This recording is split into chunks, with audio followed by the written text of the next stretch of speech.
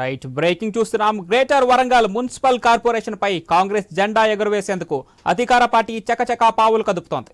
మొత్తం 66 మంది కార్పొరేటర్లు ఉన్న మున్సిపల్ కార్పొరేషన్లో బీఆర్ఎస్ కు 52 మంది సభ్యులుండగా వారిలో ఒకరు బీజేపీకి, మరో ముగ్గురు కాంగ్రెస్ లోకి వెళ్లిపోయారు. ఇప్పుడు ఇంకో ముగ్గురు కార్పొరేటర్లు సీఎం రేవంత్ రెడ్డి సమక్షంలో కాంగ్రెస్ లో చేరబోతున్నట్లు చర్చ సాగుతోంది. క్రమంగా మేయర్ సహా మరో 15 మందిని చేర్చుకొని ఎక్స్ అఫీషియో సభ్యుల సహకారంతో పాగా వేయాలని చూస్తోంది కాంగ్రెస్ పార్టీ.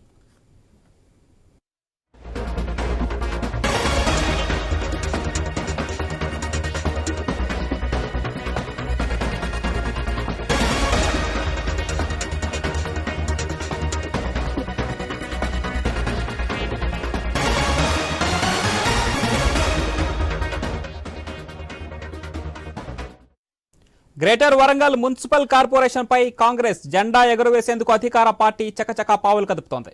మొత్తం 66 మంది కార్పొరేటర్లు ఉన్న మున్సిపల్ కార్పొరేషన్లో బీఆర్ఎస్ కు 52 మంది సభ్యులుండగా వారిలో ఒకరు బీజేపీకి, మరో ముగ్గురు కాంగ్రెస్ లోకి వెళ్లిపోయారు. ఇప్పుడు ఇంకో ముగ్గురు కార్పొరేటర్లు సీఎం రేవంత్ రెడ్డి సమక్షంలో కాంగ్రెస్ లో చేరబోతున్నట్లు చర్చ నడుస్తోంది. క్రమంగా మేయర్ సహా మరో 15 మందిని చేర్చుకొని ఎక్స్ అఫీషియో సభ్యుల సహకారంతో పాగా వేయాలని చూస్తోంది Congress party.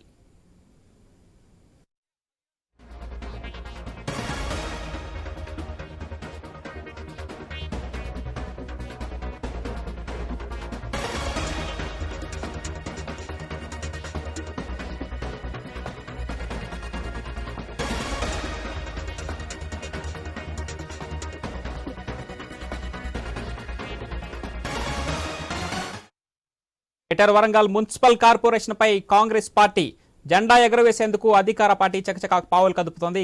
Warangal municipal corporation సంబంధించి మరింత సమాచారం మా ప్రతినిధి ప్రశాంత్ ఫోన్ లైన్ అందిస్తారు. ఎస్ ప్రశాంత్. ఎస్ పవన్, మొత్తానికి అధికారంలోకి వచ్చిన కాంగ్రెస్ పార్టీ గత 2 నెలలుగా కొంత ఆచితూచి వ్యవహరిస్తూ జైనింగ్ల విషయంలో కొంత నెమ్మదిగా వ్యవహరించింది. కానీ పార్లమెంట్ ఎన్నికల్లో జైత్రయాత్రను కొనసాగించే దృక్పథంతో కాంగ్రెస్ పార్టీ ముందుకెళ్తున్నట్టు మనకు కనిపిస్తుంది. ముఖ్యంగా హైదరాబాద్ తర్వాత అతిపెద్ద గ్రేటర్ కార్పొరేషన్ అయినటువంటి వరంగల్ కార్పొరేషన్ పీఠాన్ని ఎలాగైనా హస్తగతం చేసుకోవాలని చెప్పేసి కాంగ్రెస్ నేతలు భావిస్తున్నారు. అందులో ఇక్కడ నుంచి ప్రాతినిధ్యం వహిస్తున్న వరంగల్ తూర్పు నియోజకవర్గ ఎమ్మెల్యే, ప్రస్తుత మంత్రి కొండా సురేఖ దంపతులు ఖచ్చితంగా గ్రేటర్ మేయర్ ను హస్తగతం చేసుకొని కాంగ్రెస్ పార్టీకి కానుకగా ఇవ్వాలని చెప్పేసి ఆ వైపు ప్రయాణిస్తున్నారు. అక్కడ ఉన్నటువంటి 23 డివిజన్లకు గాను ఇప్పటికే అక్కడ కాంగ్రెస్ కు ముగ్గురు జాయిన్ అయ్యారు. కాంగ్రెస్ పార్టీలో మరో 11 మందికి పైగా ఈ రోజు ఒక్కసారిగా గంపగుత్తగా 11 మందికి పైగా కార్పొరేటర్లు ఈ రోజు హైదరాబాద్ కు చేరుకున్నారు. ఈ రేపు ఉదయం సీఎం రేవంత్ రెడ్డి సమక్షంలో కొండా దంపతులు సారథ్యంలో కార్పొరేటర్లంతా కూడా కాంగ్రెస్ పార్టీ తీర్థం పుచ్చుకునే అవకాశం అయితే మనకు తెలుస్తుంది. పవన్ ఇప్పటికే హైదరాబాద్ కు చేరుకున్నారు.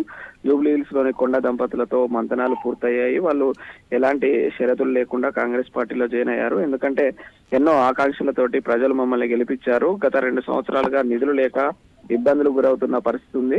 కాంగ్రెస్ ప్రభుత్వం అయినా కార్పొరేషన్ కు ప్రత్యేక బడ్జెట్ కేటాయించి కార్పొరేటర్లకు గౌరవప్రదమైన పనులు కేటాయించి నిధులు అభివృద్ధి కోసం తోడ్పడాలని చెప్పేసి ఏకైక లక్ష్యంతో కాంగ్రెస్ పార్టీలోకి చేరుతున్నామంటూ కూడా బీఆర్ఎస్ కార్పొరేటర్లు చెప్పి మరి ప్రజల యొక్క అయితే ప్రశాంత్, అక్కడ ఉమ్మడి ఖమ్మం జిల్లా కావచ్చు, ఉమ్మడి వరంగల్ జిల్లా కావచ్చు, అసెంబ్లీ ఎన్నికల్లో కాంగ్రెస్ పార్టీ తన సత్తా ఏంటో చూపించింది. బీఆర్ఎస్ ను వెనక్కి నెట్టి కాంగ్రెస్ పార్టీ అధికారం చేజిక్చుకుంది. ఇప్పుడు వరంగల్ మున్సిపల్ కార్పొరేషన్ లో ఆ సీట్ ను కోల్పోకుండా అంటే బీఆర్ఎస్ పార్టీ ఎలాంటి చర్యలకు దిగుతుంది?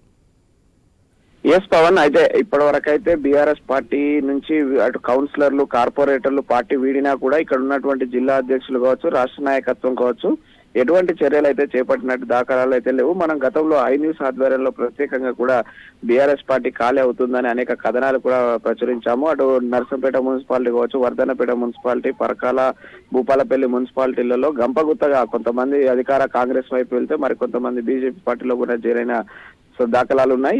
మొన్నటికి మొన్న కూడా ఒక మాజీ చీఫ్ విప్ దాస్యం వినయ్ భాస్కర్ అన్నకు కొడుకైన అభినవ్ భాస్కర్ బీజేపీలో చేరగా మరికొంతమంది కాంగ్రెస్ తీర్థం పుచ్చుకున్నారు కార్పొరేటర్లు. ఇప్పటికే 4 కార్పొరేటర్లు కాంగ్రెస్ తీర్థం పుచ్చుకున్నారు. మరొక 11 మంది ఈ రోజు హైదరాబాద్ కు చేరుకున్నారు పవన్. వాళ్ళంతా కూడా రేపు ఉదయం ఎస్ ప్రశాంత్, ఇప్పుడు మీరు చెప్పినట్టుగానే కాంగ్రెస్ ఎంత దూకుడుగా వ్యవహరిస్తుందో ఉమ్మడి వరంగల్ జిల్లాలో, అలాగే బీజేపీ కూడా అదే దూకుడుగా ముందుకెళ్తుంది. ఇప్పటికే 2 కార్పొరేటర్లు లేదా ఒక కార్పొరేటర్ బీజేపీలో చేరినట్టు సమాచారం ఉంది. మరో బీఆర్ఎస్ మాజీ ఎమ్మెల్యే కూడా ఆరూరి రమేష్ ఆయన బీజేపీలో చేరుతున్నట్లు వార్తలు వస్తున్న నేపథ్యంలో ఇప్పుడు బీజేపీకి ఎలా ఎదుర్కోబోతుంది కాంగ్రెస్ పార్టీ?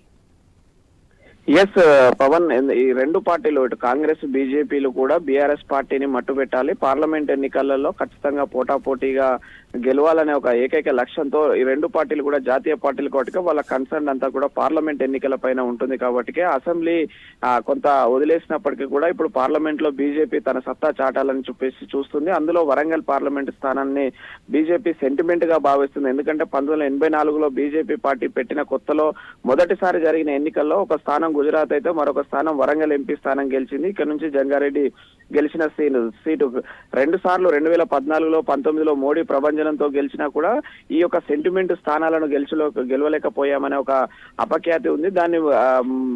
దాన్ని మరిపించడానికైతే బీజేపీ కసరత్తు చేస్తుంది. ఇది ఎస్సీ రిజర్వ్డ్ స్థానం. ఇక్కడ బీజేపీలో బలమైన నేతలు లేకపోవడంతో బీఆర్ఎస్ పార్టీలో గతంలో 1,00,000 మెజారిటీకి పైగా ఓట్లతో గెలిచినటువంటి ఆరూరి రమేష్ గనక తీసుకొని బీజేపీ నుంచి పోటీ చేసినట్టయితే తనకున్న పలుకుబడి కావచ్చు, గతంలో తనకున్న బీఆర్ఎస్ పరిచయాలు, కలిసి పనిచేసిన మిగతా మాజీ ఎమ్మెల్యేలు కూడా తనకు సహకరిస్తారు. అనంతరము గెలిపించుకొని బీజేపీలోకి వాళ్ళు కూడా వచ్చే అవకాశం ఉంది. కాబట్టి ఆరూరి రమేష్ ను తొలతగా పంపించి మిగతా వాళ్ళను వెనకసారి బీజేపీలోకి తీసుకోవాలనే బీజేపీ ఎత్తుగడ వేస్తుంది పవన్. ఇటు బీజేపీ అటు కాంగ్రెస్ రెండు పార్టీలు కూడా ఎంపీ స్థానాన్ని ఇటు కార్పొరేషన్ మేయర్ పీఠాన్ని కైవసం చేసుకునే విధంగానే ప్లాన్ తోటి ముందుకెళ్తున్నాయి పవన్. Right, thanks Prashanth.